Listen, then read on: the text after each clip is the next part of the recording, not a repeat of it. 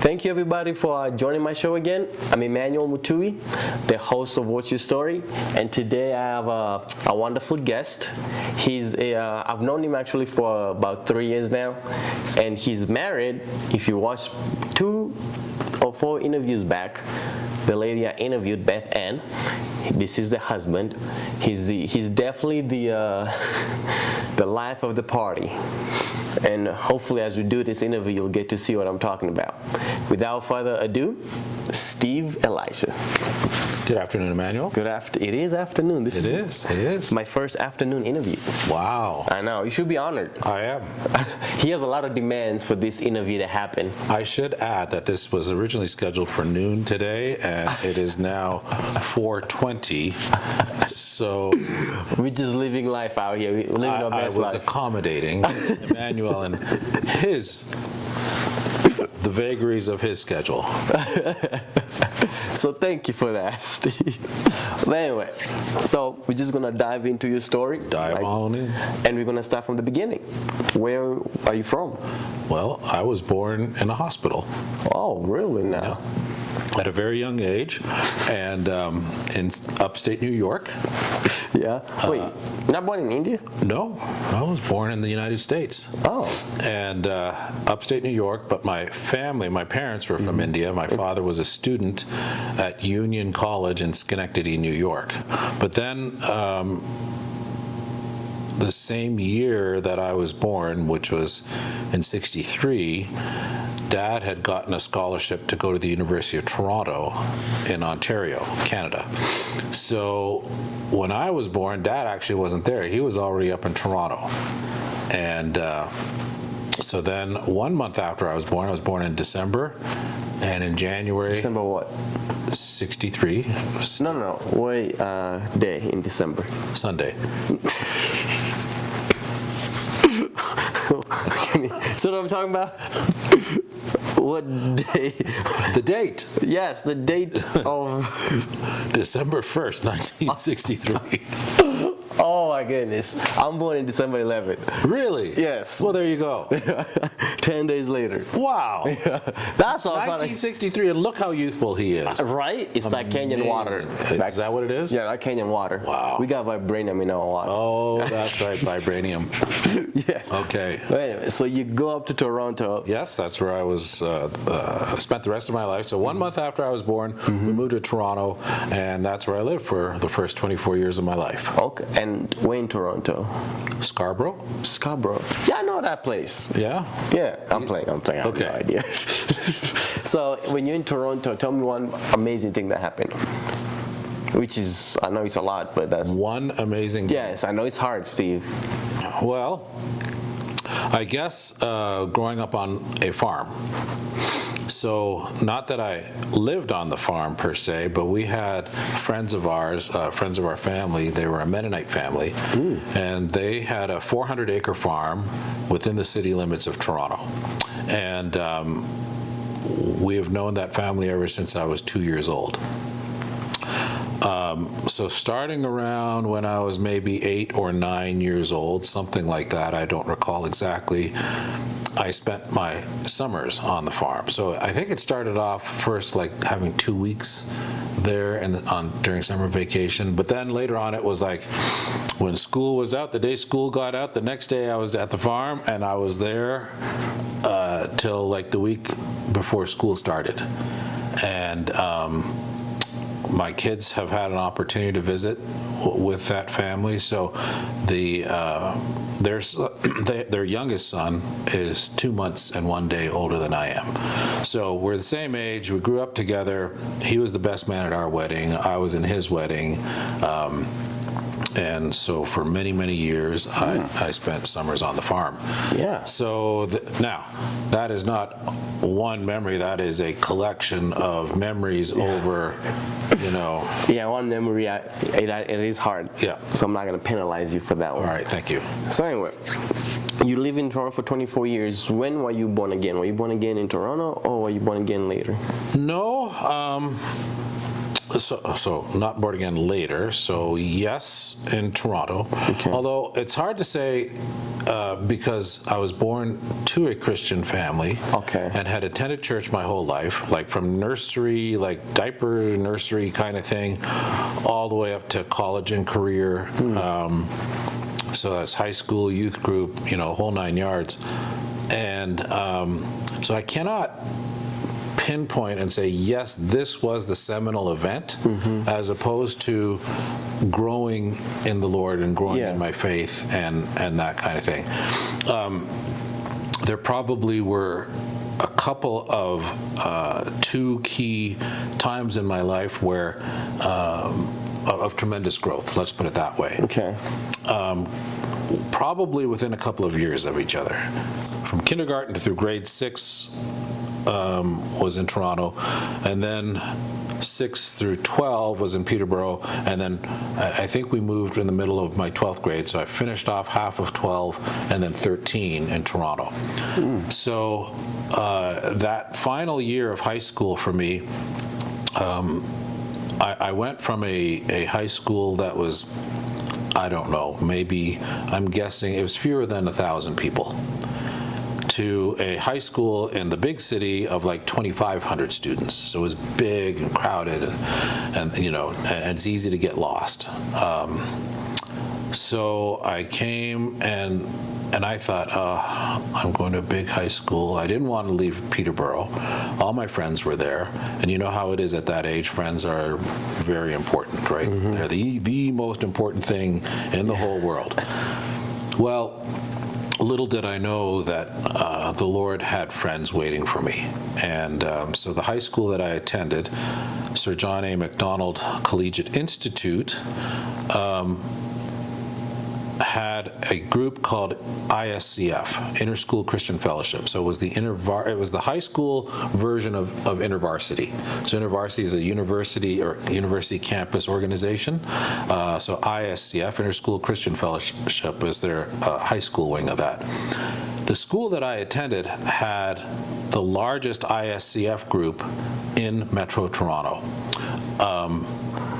So a lot of my peers had attended a church, an evangelical church of some kind. So some went to, a local Baptist church, others went to a Christian Missionary Alliance church, some went to like People's Church. That's a pretty famous congregation, even here in the United States. But anyway, and that particular year, my senior year, my grade 13 year, every single key position in the student body was held by an evangelical believer. So it was the most remarkable thing.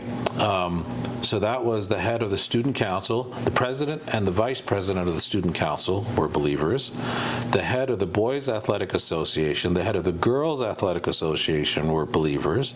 We had the ISCF group, the campus or the high school newspaper, I don't know what you call it, the head editor, reporter, whatever, believer. So all of the key positions that you could find on a high school campus, they were all believers. And here I thought I was going like, I'm going to be the only Christian. Anyway, must be good. So I immediately forged lifelong friendships that to this day I'm still in touch with a lot of them. So my grade 13 year, I wound up being the vice president of our ISCF group.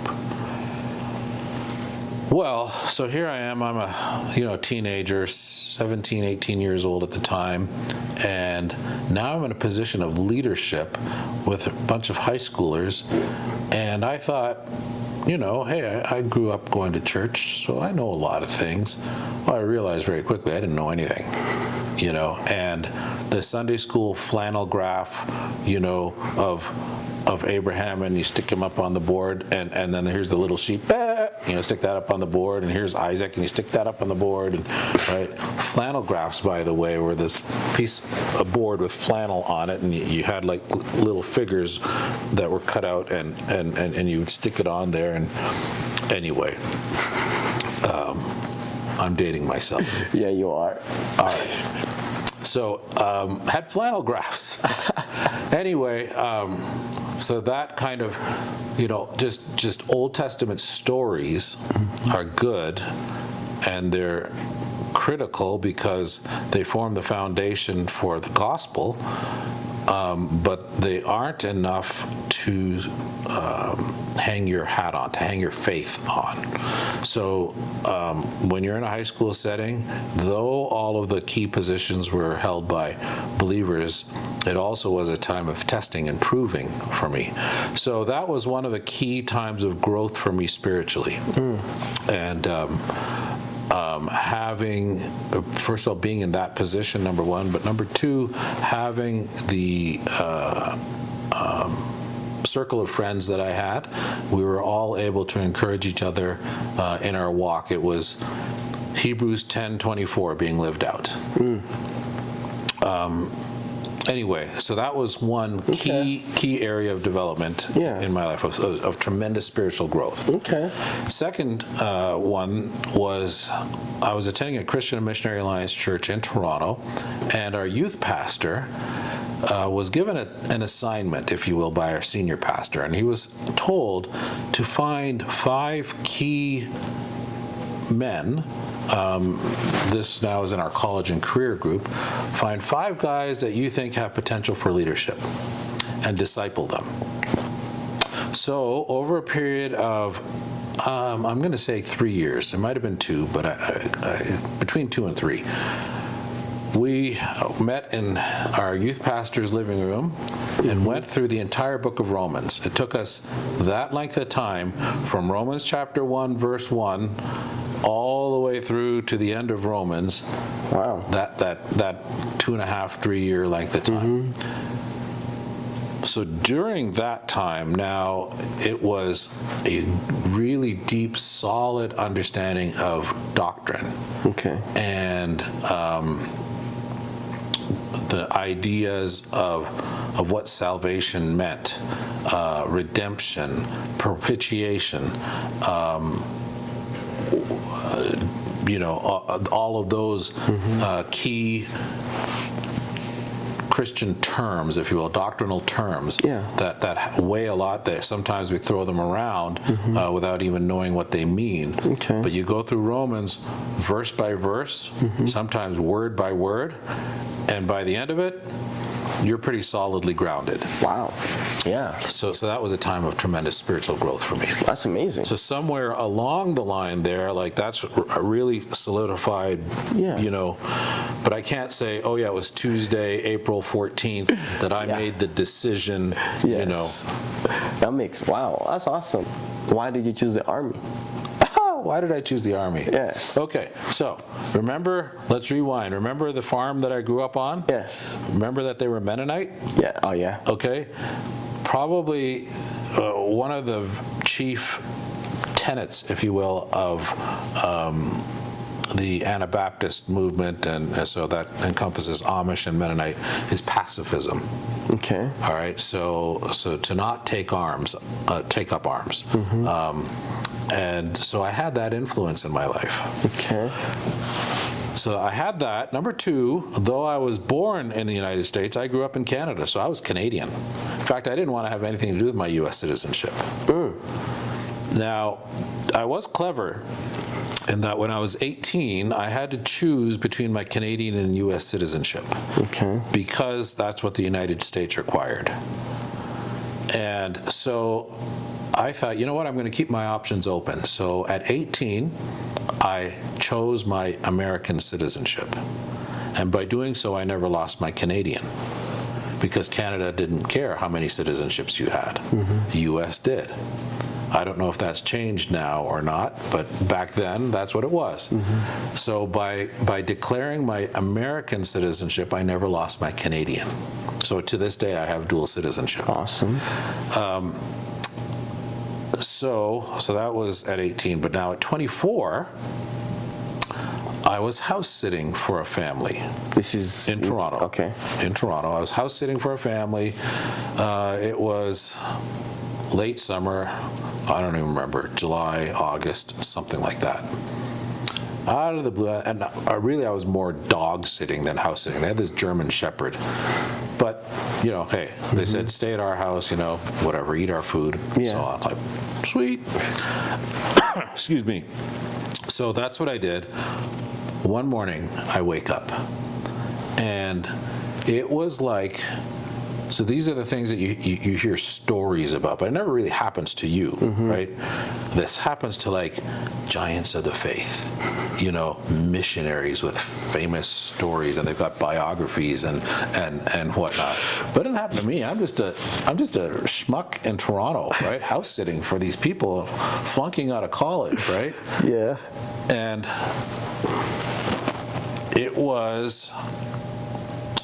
I didn't hear an audible voice. Okay. So something just short of an audible voice, something just short of the room filling with light. And, the presence of the Lord was there in the room. But it was this overwhelming, I need you to join the U.S. military. So it wasn't of me. It wasn't my idea, right? Because I'm Canadian, and I'm growing up with a pacifist environment, and I hated America. I can't say I hated Americans. You didn't like Americans. I didn't like Americans because there's this Canadians just view Americans as being. They don't like them either. Yeah. So I had that attitude. Okay. Right? So. It wasn't of my own doing. Yeah, this experience outside of telling you the Lord leading you to go in the army, I'm guessing it affirmed your faith even more. No, I had no idea what was going on. So I went to Buffalo, New York, just across the border, so about 60 miles away from Toronto. Went to the recruiting center there. And this was shortly after Top Gun had come out. So I thought, well, okay, if I'm going to join the military, I'm going to be like Tom Cruise. I'm going to fly F-14s, right? That was cool, right? Because, right? To the danger zone, right? And anyway, so that was going to be me. I was going to be Tom Cruise flying F-14s. Sure, why not, right? So I went to the Navy recruiter and I said, I want to be an F-14 pilot, just like Tom Cruise. He goes, we've gotten a lot of positive response from that movie. Unfortunately, you wear glasses and you can't fly. I said, what? Really? He goes, yeah, it's a thing. I'm like, oh, well, okay, see ya. So that was it. You're like, no, wait. Oh, there's 1,000 other things we can do in the Navy. Like, nope, see ya. That's all you want. That's it, right? So then I went to the Marine Corps. I was like the next recruiter over. And I'm sitting down at this desk, and this Marine sergeant is looking at my test scores. Guy was huge. He had biceps like basketballs sitting right here, right? And he's just sitting here like, right. And he's looking at my test score paper, and he's going,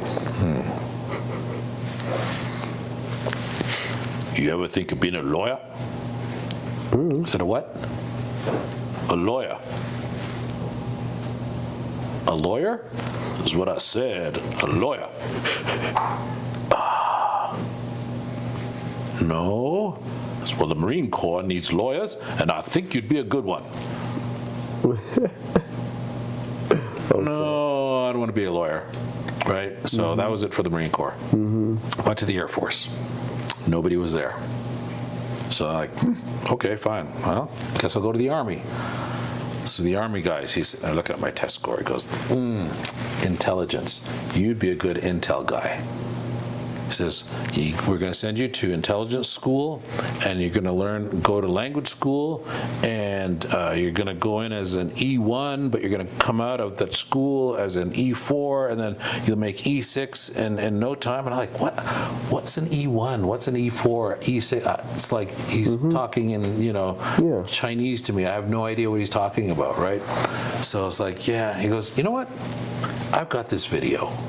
Let me slap it in, pop it in for you. You watch it, you tell me what you think. So I watched this video, and here's this guy. He walks into this high security installation. He goes, sits behind this console, puts headphones on. He's going. So I went back to the recruiter. I said, so let me get this straight. For the next 4 years, you want me to like put headphones on and just type away? He goes, yeah, because you'd be like intercepting signals and, you know, translating Russian signals, you know, here's what they're up to. I said, doesn't sound like something I want to do. He goes, well, what do you want to do? I said, I don't know. Army stuff. And he goes, oh, hang on. I have another video for you to watch. So he pops in the infantry one. And here are these guys running through the woods, you know, with their rifles and helicopters swooping in and guys fast roping out, you know, and armored vehicles coming alongside, boom, boom, boom, boom, boom. I'm like, yes, that's what I want. He goes, oh, okay, that's infantry. So, and he was telling me about the college benefits that I could get if I joined the Army. So like, okay, that's what I'm going to do. I'm going to sign my paperwork and get these college benefits that you were talking about. And oh, by the way, I don't want to go overseas. Don't worry, you won't go overseas. Ah. Signed on the dotted line, right? Yeah. So getting ready to graduate basic training from Fort Benning, Georgia, and the drill sergeant says, okay, when I call your name, go stand over there. So 30 of us go stand over there, and he comes over and says, okay, you guys are all going to Germany. Like, whoa, wait a second, drill sergeant. I'm not going to Germany. Like, what makes you think you're not going to Germany? I said, well, my recruiter said. So he busted out laughing. He says, you're going to Germany and you're going to love it. So I went to Germany and I loved it. So that was my first duty station. I was there. It was the Cold War, and I was there when the wall came down. Very tumultuous time to be in Germany. We had no idea that was going to happen. It came out of the blue, and the world was shocked. Wow. So it was definitely an exciting time. Yeah. Well, then there was talk after that. Well, the Cold War is over. We won. The Russians lost. We can shrink the military, right? So no sooner does that happen than Iraq invades Kuwait. And voila, I wind up in the desert for the first Gulf War. So it was Operation Desert Shield, and then once the fighting started, it became Operation Desert Storm. So there I am in the desert. And you were infantry. I was an infantryman. Okay. Now, I was going to a Christian Missionary Alliance church in Toronto. Missions is its emphasis. I suddenly realized I'm in Saudi Arabia. There's no visible church here. Wow. Boy, if there ever was the need for missionaries, this is it, right? You can't get more of a desolate place than Saudi Arabia. So the Lord placed Saudi Arabia on my heart. Okay, now, fast forward again and return home from the war, go back to Germany, and then from Germany I wound up back at Fort Benning, Georgia, South Georgia, and I was attending a Southern Baptist church there. On one Wednesday afternoon, this was the Wednesday before Labor Day weekend of 1991, this gentleman comes up to me and he says, excuse me, are you Steve Elisha? I said, yes, sir, I am. And he goes, well, if you're available, I'd like to talk to you sometime. I said, well, this is Labor Day weekend coming up. I got Friday off. I got Monday off. I was terrific. He wrote this number down on his, I think he gave me his business card. But he said, call this number, set up a time with my secretary for Monday. Like, got it. So I called her, set up an appointment, and then showed up, and he introduced himself further, and he said, I'm the second largest franchisor of Burger Kings in the nation, and I also sit on the board of Columbia Bible College. Would you be interested in a scholarship to go to Columbia? So in 1982, when I graduated from high school, I wanted to go to Columbia. 10 years later. 10 years later, God made it possible for me to go to Columbia. And you would not have gone if you didn't join the Army. Right. Wow. God is good. All the time. So you skipped a crucial part, because I know is this when you meet Beth in 92? So, Oh, storyteller right here. all right. So now off I go to Columbia Bible College. Now, at this point, I am 28 years old. Okay. Which for Indian guys, that's like grandpa. I'm past that, it's around 17 or 18 years old that Indian moms start to you should think about, what about that girl, and I don't know in Kenya if it's like that or not. I grew up in the city, so it's different. Okay, all right. So it's kind of like this window, maybe up until 22, 23, right? Yeah. Prime marriage, I'm 28. Okay, so I'm over the hill. Yeah. I'm a lost cause. So now I want to go to Saudi Arabia. And I'm going to go to Columbia Bible College. And I knew these places had reputations for being bridal colleges. It wasn't going to happen to me. I'm going there to get my degree. Of course. And then I'm going off to Saudi Arabia because, after all, what woman in her right mind would want to go to Saudi Arabia? Makes sense. Right? So I was locked in, honed in. I was steadfast, immovable, unshakable. I had my jaw set out like this. Right? And off I go to college, right? Like that. So, and I was successful. Okay. In not finding a girl. Right, for 2 weeks. And then I was in choir as well as in a quintet. Okay. Okay, so I sang. Oh. And so it was a choir practice at I think it was one of the first choir practices, maybe the second. Our choir director said that our first concert was going to be at Fort Jackson in Columbia, South Carolina. Okay. And so he said, when we do these concerts, I like to have members of the choir to give a testimony or a short devotional or a word of encouragement or something. So I thought, well, I'm just coming out of the Army. And I'm a veteran of the Gulf War. I speak their language, right? So sure. So I went up afterwards and I was talking to the choir director. I said, hey, I'd like to, to talk. You mentioned about that thing about giving a testimony or whatever. So I said, I'd love to do that. I just came back from Saudi Arabia and, was there for the war. Well, Beth Ann was right behind me. She'd grown up in the mission field too in Papua New Guinea. And it was at a missions conference in Papua New Guinea that the Lord had placed Saudi Arabia on her heart.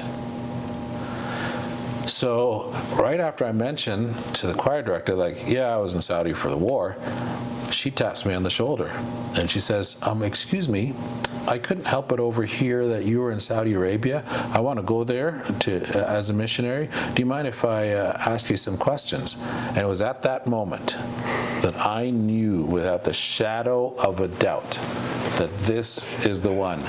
There was this shaft of light that came from heaven and shone down on her to reveal this beauty.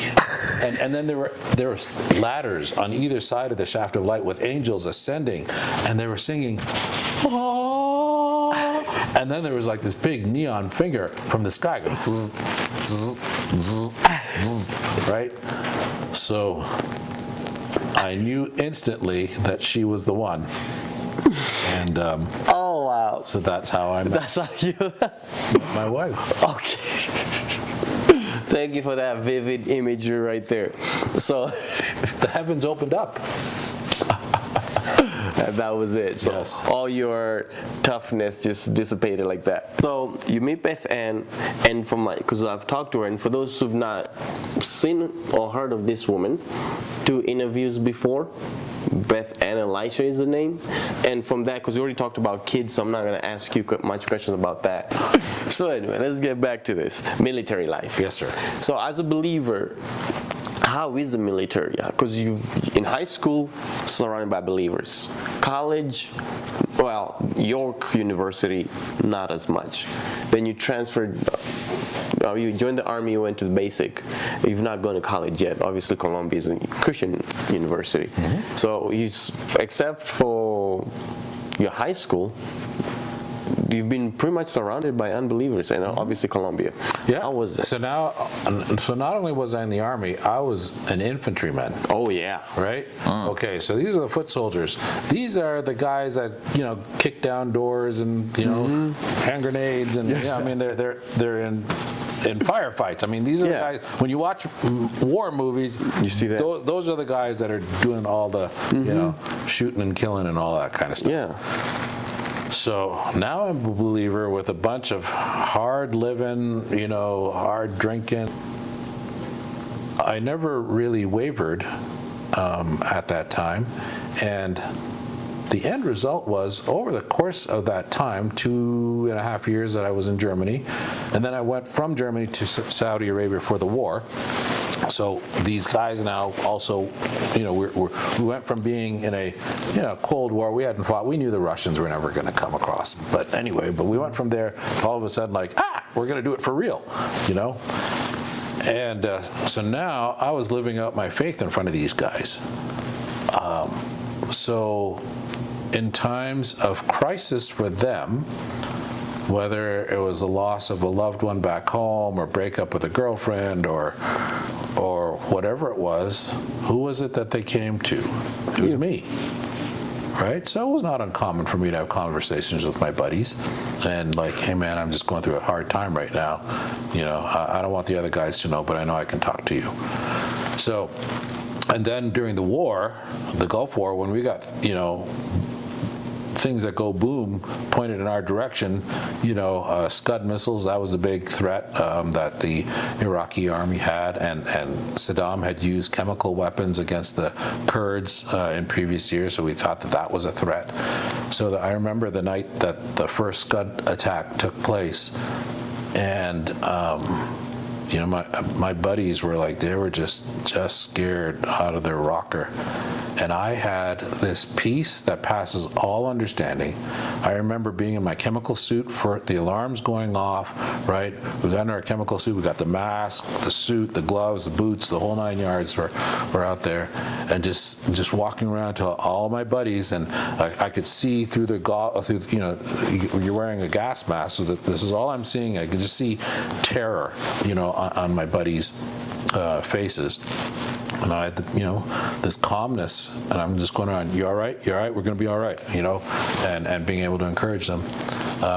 So, yeah, I was just the only believer. Yeah. I remember one time we were out in the field, this was in Germany, a buddy of mine came up to me and goes, hey man, so we were having lunch out there in the woods and sitting on a rock, and a guy comes up to me and goes, hey, mind if I talk to you?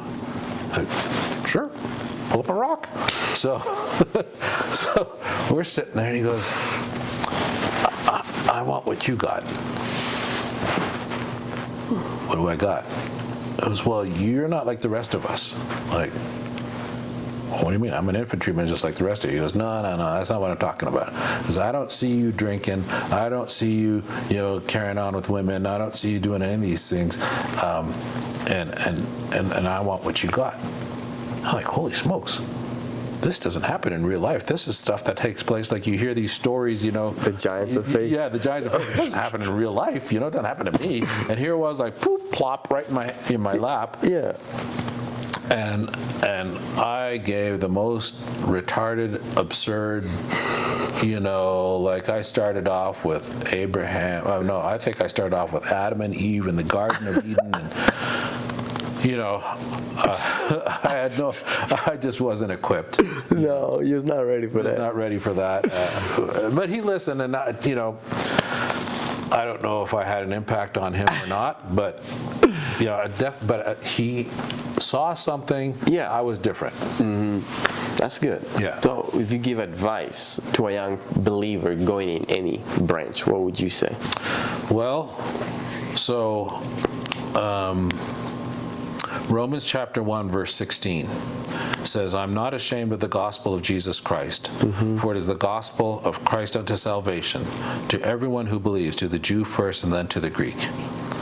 I'm not ashamed of the gospel of Jesus Christ.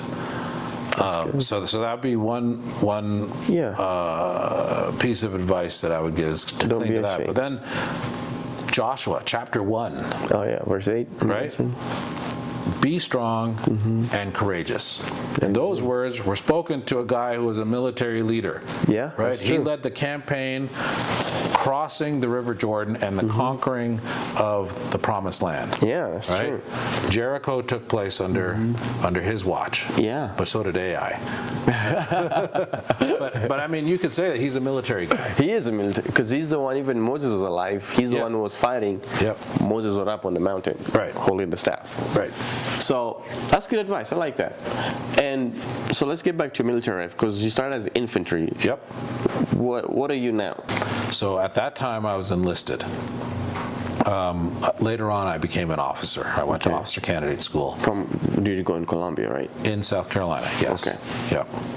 Through the South Carolina National Guard. 9/11 happened, the State of the Union address right after that, so that was September of 2001. January 2002, George W. Bush is the president, and in his State of the Union address, he says that we are going to have a missile defense capability stood up and fully FOC, fully capable, if you will, by December of '04. Well, there wasn't such a capability in existence. Yeah. So we basically, the mission fell to the National Guard, to Army National Guard, and they were looking for air defenders to do this mission. That's what I was an air defense officer. Yeah. So I tossed my hat in the ring, said, hey, I'd like to apply for that program. And so I was picked up, and I was the first headquarters commander of the 100th Missile Defense Brigade here in Colorado Springs, and that's what brought us from South Carolina Here. to Colorado back in '04. Wow. And what are you now? What is your rank? Lieutenant Colonel. Lieutenant. And in your list that you blew by, Yep. So halfway up. halfway up. Yeah. Are you planning to stay or Retiring. you are? Yeah. Oh, when are you retiring? Or do you not know? Actually, I just retired last week. Got my. Wait, what? Yeah. I'll show you my. Oh, is this it? My ID card? No, this isn't. That's the microphone. Anyway, just got my Somewhere retired here. ID card. Yeah. What? 34 years in uniform. So I guess the appropriate question is, now what? No, go to bed.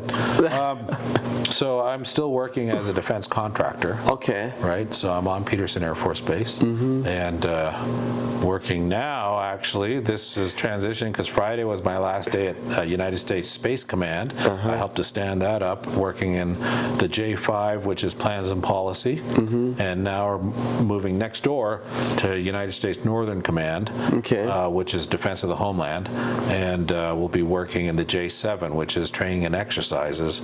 So I'll be doing a lot of defense support to civil authorities for any kind of contingency that takes place here in continental United States. Wow. So it's the Department of Defense that has all of the equipment.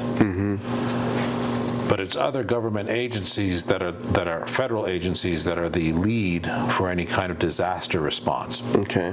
Right now, there's a hurricane about to hit Florida, right? I don't know if it did today or not, but who's responsible for that? From a federal standpoint, it's FEMA, the Federal Emergency Management Agency. Okay. Or administration, I don't know. I forget what the A stands for, but FEMA, right? So it's not the military. Yeah. So FEMA comes in, but who has the helicopters? Who has all of the trucks? Who has all of the tents? Who has all of the blankets and the cots? And it's the military, Yeah. right?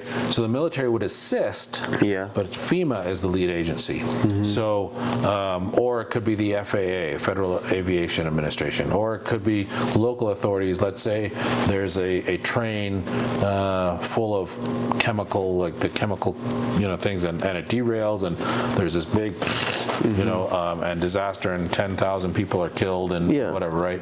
Okay, so all of that stuff is very tightly coordinated between federal, state, and local authorities. Okay. So I'm going to be working over there. Wow. That's, man, congrats on retiring 34 years. Thank you. So as we wrap up, 3 questions. I did that. 3 questions. Not 3 questions, 3 questions. All right, first one. In your 34-year career, what is the one thing that you've appreciated the most about being in the military? Military has been, it gives, one thing about the military is opportunity. Yes. There are opportunities to do anything you want and to be anything you want. Yes. I got my bachelor's degree courtesy of the military. I got my master's degree courtesy of the military. I've now have 30 countries under my belt that I visited. Lived in Germany, got to go to Afghanistan, got to go to Saudi Arabia on deployments. So my last deployment was to Afghanistan. Yeah. And Afghanistan is a beautiful country. Yeah. I'd go back if I could. But yeah, so the opportunities that abound in the military, all of the schools that I've had chances to go to, the people that I've met, there's this brotherhood, comrade in arms kind of thing that, we have things in common as fellow veterans that most people on the outside have no idea. Yeah. So another question. As a father, what is being a military father, which is kind of different from just being a civilian father, what has that taught you in far as much as how you treat your kids in all these different locations and how you raise them? Yeah, my kids are all right. So I only have 8 of them, 6 girls and 2 boys. Yeah. They all get their good looks from their dad. There's Obviously. no denying that. Obviously. Yeah, and their wit and their charm. It's Definitely. all Dad's fault. So, yeah, that's a trait that they inherited from me. But I guess maybe some of the things that I learned in the military, like to be strong and courageous, also apply to being fatherhood. Being the father of 8 kids, that's definitely something that requires a lot of courage. Yes. Girls too, 6 Girls too. If you only knew. And let me tell you, I could do an entire episode on my youngest girl. Oh, I know what you mean. Oh, yeah. I know what you mean. Anyway. But yeah, just, the commitment, stick-to-itiveness, the idea of mission, is firmly ingrained in being a military person, regardless of the branch of service that you're in. So this is my mission, right? Is to be a father, a loving father to my kids, and a loving husband to my wife. Okay, that's good. Yeah. All right, last one. As a believer who's a dad, a husband, and in the military, what is the one thing that you can look back in your walk with God up to now and be like, that was the one thing that I can look back to and say that really changed my life? It could be an experience, it could be a revelation of God, it could be, anything that involves God that radically shifted you. You don't have to be radically, that shifted you. Yeah, well, so I think I've shared some of those stories like that. At the time when I was house sitting and go join the military. Like what? Yeah. That wasn't me. Yeah. Right. That was definitely life changing. Yes. Right. And purpose giving. Because yes, it gave you purpose. It did. Actually, it did. And so I do not begrudge my military career at all. It's been a good ride. Yeah. Plenty of opportunities. My job that I have now as a defense contractor is coming directly because of my military experience. Thank you. Yeah. For this time, Steve. Sure. Thank you. Told you we were going to do this. So you didn't believe me. I want my cut from the royalties of this. Yeah, because we're rolling in. Yeah. The sponsorship money. Sponsorship. But anyway, thank you everyone for watching. And before I let you go, remember, we all have a story. What's your story? Goodbye.